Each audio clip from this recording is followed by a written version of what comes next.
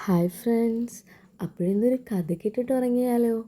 ഇന്ന് പറയാൻ പോകുന്ന കഥയുടെ പേരാണ് പരുന്തും കോഴിയും.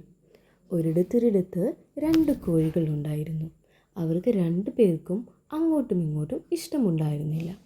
2 പേരും എപ്പോഴും തല്ലുകൂടും. അങ്ങനെ ഒരു ദിവസം അവർ 2 പേരും പരസ്പരം നല്ല വഴക്കായിരുന്നു. തലയിലും കാലിലും മേത്തും ഒക്കെ കുത്തിപ്പൊളിക്കുകയായിരുന്നു. അവർ 2 പേരും പരസ്പരം അങ്ങോട്ടും ഇങ്ങോട്ടും വേദനിപ്പിച്ചു. 2 പേർക്കും മുറിവുണ്ടായി. അവസാനം ഒരു കോഴി തല്ല് സഹിക്കാൻ വയ്യാതെ ഓടി ഒളിച്ചു. അപ്പോൾ മറ്റേ കോഴി ചിറകുകൾ വിടർത്തി അഭിമാനത്തോടെ ഞാൻ വിജയിച്ചു എന്ന മട്ടിൽ വീടിൻ്റെ മേൽക്കൂരയിൽ കയറിയിരുന്നു. അപ്പോഴാണ് അതുവഴി ഒരു പരുന്ത് പറന്നു വന്നത്.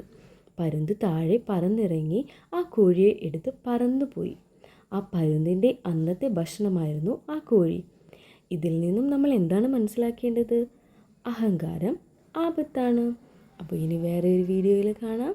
ബൈ.